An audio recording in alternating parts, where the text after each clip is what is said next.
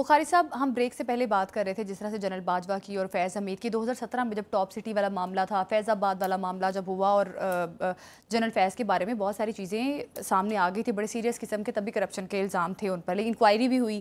پھر جنرل باجوہ جو کہ اس ٹائم پہ چیف آف آرمی اسٹاف تھے، ان کو بھی ہر چیز کا علم تھا، لیکن اس کے باوجود ان کو پروموشن دی گئی فیض حمید صاحب کو. تو بخاری صاحب، اب آپ کو کیا لگتا ہے کہ کہیں نہ کہیں جنرل باجوہ کا بھی اتنا ہی قصور ہے جتنا فیض حمید صاحب کا ہے؟ یہ جو باتیں آپ نے کی ہیں یہ بالکل ساری باتیں درست ہیں، ایسا ہی ہے، لیکن یہ اس وقت تک تھا جب تک انٹرسٹ کامن تھا. اچھا، کامن انٹرسٹ یہ تھا کہ دونوں کی چوائس تھی عمران خان صاحب، ان کی حکومت قائم تھی، اور ان کی حکومت کے وقت all was well in the state of Denmark. اگر آپ کو یاد ہو تو اس دوران، اس کے فوراً بعد جب ان کی حکومت چلی گئی تو ایک پریس کانفرنس ہوئی تھی جس کا ہم نے کل بھی ذکر کیا تھا. میری تو خواہش ہوتی ہے کہ ہمارے پروڈیوسر جو ہیں یہ ساری پریس کانفرنسز دکھایا کریں، جس میں خان صاحب نے کہا کہ مجھے تو پتہ ہی نہیں کیا ہو رہا تھا، 4 سال تک یہ حکومت تو باجوہ نے اور فیض حمید نے مل کے چلائی ہے. یہ پریس کانفرنس آپ نے سنی ہوئی ہے یا نہیں؟ دیکھی ہوئی بھی ہے نا؟ ٹھیک ہے. تو اس وقت تک تو سب ٹھیک تھا ایک حد تک. جب ان کے آپس کے انٹرسٹ کلیش ہوئے ہیں نا دونوں جرنیلوں کے، اس کے بعد خرابی پیدا ہوئی ہے. تو پہلے کے جرائم جو ہیں اس میں سب شامل ہیں، لیکن جو اس کے بعد کے جرائم ہیں ان کی نوعیت بہت خوفناک ہے، کیونکہ اس کی نوعیت میں 2 چیزیں ہیں. ایک، آپ فوج کو تقسیم کر رہے ہیں ایز این انسٹیٹیوشن، جو ماضی میں کسی نے کبھی کوشش نہیں کی، نہ یہ ماضی میں ہوئی ہے نہ اب ہوگی. اور میں سمجھتا ہوں کہ اس وقت جو جنرل عاصم منیر ہیں وہ he sits in a very comfortable position, he is well settled in the saddle, کیونکہ وہ جو ایک سکیننگ کا پروسیس ہونا تھا وہ ہو چکا ہوا ہے. میں نام یہاں لینا نہیں چاہتا ہوں، بہت سارے لوگ جو ہیں گھروں کو بھیج دیے گئے ہیں، گھروں کو گئے ہیں. نئے جرنیل جو ہیں وہ پروموٹ ہو کے اپنے میرٹس کے اوپر آ کے اب جنرل عاصم منیر کے ارد گرد کھڑے ہیں. So he speaks from a position of strength, کوئی دو رائے نہیں اس کے بارے میں. اب اصل جو سوال ہے، یہ پی ٹی آئی کے لوگ بھی کرتے ہیں سوال کہ جناب آپ نے فیض حمید کو، پہلی بات تو یہ کہ وہ کمپلیٹلی ڈسون کرتے ہیں فیض حمید کو. جی بالکل. آج کے بیانات اگر آپ اٹھا کے دیکھیں ایسا لگتا ہے جیسے جانتے ہی نہیں ہے کون سی. شرمانی چاہیے یار خدا کے لیے. دوسری بات، ڈسون کرنے کی بھی وجہ بھی ہم آگے بیان کرتے ہیں اس کو تفصیل کے ساتھ. تو ایک تو یہ جرم تھا کہ فوج کو تقسیم کر رہے ہیں. اب دوسرا یہ کہ being an very senior 3 star general سے بڑی پوسٹ کون سی ہے مجھے بتائیں آپ؟ صرف ایک ہی پوسٹ ہے نا، چیف آف آرمی اسٹاف، باقی تو it's the highest rank of the arm forces. اس پوزیشن میں ہو کے اگر آپ آرمی کے انسٹیٹیوشنز کو ایک علیحدہ سیٹ اپ کے لیے استعمال کر رہے ہیں، اس کا سارا ریکارڈ اپنے ساتھ لے گئے ہیں، تو کون معافی دے گا اس کی؟ تو یہ جرائم کی نوعیت بھی اور ہے اور چارجز بھی اور ہیں. ایک بات تو یہ طے کر لیں آپ. اس لیے جب ہم یہ خواہش کرتے ہیں نا کہ دونوں جرنلوں کو پکڑے نا جی، وہ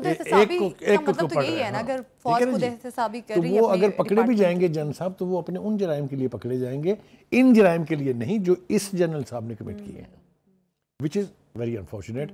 اصل قصور مجھ سے اگر آپ پوچھیں تو یہ اس پرائم منسٹر کا ہے جس نے فوج کو استعمال کیا اپنے اقتدار کو دوام دینے کے لیے.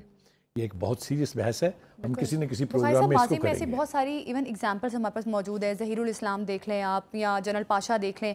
اب فیض حمید صاحب سارے نام ایسے لے رہے ہیں جو ایک ہی طرف کو ٹلٹ کرتے دکھائی دیتے ہیں. تو بخاری صاحب، اب فیض حمید کے کورٹ مارشل کے بعد آپ کو کیا لگتا ہے یہ جو چینج چل رہی تھی یہ بریک ہوگی، کوئی تبدیلی آئے گی؟ دیکھیے بات یہ ہے، ایک ماڈل تو بنایا جائے گا تاکہ آنے والے وقتوں میں لوگ اس کو عبرت کا نشان سمجھیں. یہ تو مجھے لگ رہا ہے، آئی کین بی رانگ، لیکن مجھے یہ لگ رہا ہے ایک ایسا پریسیڈنٹ کریٹ کیا جائے گا کہ آنے والے وقتوں میں پھر اس طرح کی حرکت کوئی نہ کرے. وچ مینس دا پنشمنٹ اور the sentence is going to be very severe.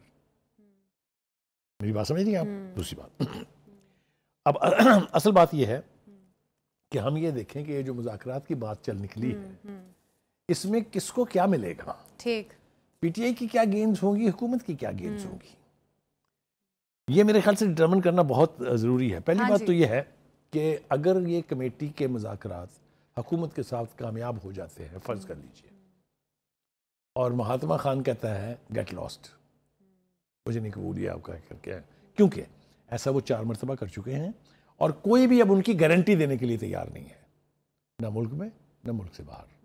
اچھا بخاری صاحب، اس مذاکرات میں پاکستان تحریک انصاف کا پولیٹیکل گین تو سمجھ آتا ہے کہ ان کے کچھ مطالبات ہیں جو وہ گورنمنٹ کے سامنے رکھیں گے. گورنمنٹ کا اس میں کیا آپ کو لگتا ہے کیا گین ہے؟ میرے خیال سے گورنمنٹ کی سب سے بڑی, بالکل آپ نے وہی صحیح سوال پوچھا ہے. گورنمنٹ کی گین یہ ہے کہ ایک تو جب وہ کھلیں گے آپس میں ایک دوسرے کے ساتھ تو ان کو پتہ چلے گا گورنمنٹ کو کہ ان کی حکمت عملی ہے کیا, what is that they want to achieve. یہ بہت بڑی بات ہوتی ہے نا. دوسری بات یہ کہ جو مذاکرات کا جو آغاز ہے یہ اس لیے ہوا ہے کہ پچھلے سالوں میں اتنا گند پڑ چکا ہے کہ اب سی بی ایمز کی ضرورت ہے. کانفیڈنس بلڈنگ میجرز آپ کو ایک دوسرے کے لیے لینے پڑیں گے تاکہ ایک دوسرے پر اعتبار آئے. ابھی تو گیپ ہے نا, بہت کریڈیبلٹی گیپ بھی ہے, ٹرسٹ بھی نہیں ہے, مخاصمت بھی بہت زیادہ ہے. دوسری طرف آپ کرتے کیا ہیں؟ آپ نے 2014 میں سول نافرمانی کی موو چلائی, ناکام ہو گئی. آپ نے اب پھر کال دی ہوئی ہے جو آپ نے پہلے 13 کو کہا تھا پشاور میں ہم اناؤنس کریں گے, اب آپ نے 2 دن آگے بڑھا دی ہیں اس لیے کہ آپ انتظار کر رہے ہیں کہ مولانا فضل الرحمان صاحب جو ہیں وہ ایجیٹیشن شروع کرتے ہیں تو ساتھ ہم اپنا بھی لچتا لیں گے. بالکل, پی ٹی آئی کی ناکامیاں تو سب کے سامنے ہیں اور جو ان کو بہت سارے احتجاج اور بہت ساری چیزوں میں ویسے ناکام ہو چکی ہیں. خواجہ آصف صاحب نے کچھ کہا ہے, ایک بار وہ بھی پروگرام میں شامل کر لیتے ہیں. ان کے 3 حملے ناکام ہوئے, ان کا سول نافرمانی والی کال بھی ناکام ہوگی. 12 کا ذکر انہوں نے کیا نہ, ابھی تک انہوں نے کوئی آئی ڈی کارڈ نمبر کوئی سامنے نہیں آیا. کہ جب علی امین گنڈا پور صاحب کی گاڑی پہ حملہ ہوا, ان کے ورکروں نے ان کو ڈنڈے مارے, ان کے گاڑی کو توڑنے کی کوشش کی جب وہ بھاگ رہے تھے. ان کے گارڈز نے جو ہے فائرنگ کی اپنے ورکروں کے اوپر. ایک شخص ہمارے یہاں پہ 11-12 سال حکمران رہا, اس کا نام ایوب خان تھا. اس نے باقاعدہ کیمپین چلائی بنگلہ دیش بنانے کی کہ مشرقی پاکستان علیحدہ ہو جائے. آج اس کے رشتہ دار جو ہیں یہاں پہ صوبائیت کا کارڈ کھیل رہے ہیں. چیف منسٹر صاحب 3 دفعہ جب یہ بگوڑے ہوئے ہیں, جب یہ براستہ منال بھاگے ہیں یہاں سے, تو بشرا بی بی ان کے ساتھ تھی. بخاری صاحب, اب خواجہ آصف صاحب کے ان بیانات اور اس سخت قسم کی گفتگو کے بعد آپ کیا کریں گے, کیونکہ وہ تو بتا چکے ہیں کہ جو کچھ ہوا ہے 26. پہلی بات تو یہ ہے کہ وہ جو کچھ بھی کہہ رہے ہیں اس کے ساتھ ویڈیو سے بڑا ثبوت تو کوئی نہیں ہوتا. آپ نے دیکھ لیا یہ, اور یہ بات جو ہے یہ تو آج کہہ رہے ہیں نا, یہ تو اس دن سے وائرل ہوئی بھی ہے فوٹیج کہ جب انہوں نے جانے کی کوشش کی. ایک اور فوٹیج ہے جو یہ ربی صاحب جو ہے نا, یہ بس میں کیا کہوں ان کے بارے میں. ایک اور فوٹیج ہے جس میں لوگ گنڈا پور کے فیس پر اس کو گالیاں دے رہے ہیں اور اس کو بوتلیں مار رہے ہیں اور کہہ رہے ہیں کہ تم فرار ہو رہے ہو یہاں سے ہمیں چھوڑ کے. مطلب کہنے کی ہے کہ جب آپ معصوم ورکرز کو اس طرح سے استعمال کریں گے اور پھر الٹیمیٹلی ان کو اس کھلواڑ میں چھوڑ کے خود بھاگ جائیں گے. یہ پہلی دفعہ نہیں بھاگے ہیں, تیسری دفعہ بھاگے ہیں. تو مطلب ہے اب ان کو یہ احساس ہو رہا ہے کہ اب ہماری وہ سٹرینتھ جو ہے وہ گریجولی کم ہوگی. دیکھیں ورکرز بھی بڑی ظالم چیز کا نام ہے. ہم JLA سنتے تھے پیپلز پارٹی کے, پنجاب میں راج کرتی تھی پیپلز پارٹی. 4 حکومتیں اس کی جو بنی ہیں وہ 4 مرتبہ پنجاب میں بہتر پرفارم کیا تو بنی ہے. اب کدھر ہیں وہ جانثار تھے نا بھٹو کے, جان پر جان دینے کے لیے تیار تھے. لوگوں نے خود سوزیاں کی لیکن سبسیکوینٹلی کہاں گئے وہ. تو یہ ورکرز کا یہ بڑا ظالمانہ رویہ ایک ہوتا ہے. پی ٹی آئی کو بھی اس سے ڈرنا چاہیے. ابھی تک ان کی سب سے بڑی اسٹرینتھ جو ہے وہ ووٹرز ہیں. ہی از اے پاپولر لیڈر, کوئی دو رائے اس بارے میں بھی میرا خیال ہے ایک دفعہ سنا دیتے ہیں ناظرین کو. بخاری صاحب اسی فوٹیج کی آپ بات کر رہے ہیں. اب آپ مجھے بتائیے, کسی نے کہا ہے کہ یہ ہمارا ورکر نہیں ہے جو بیٹھ کے گالیاں دے رہا ہے؟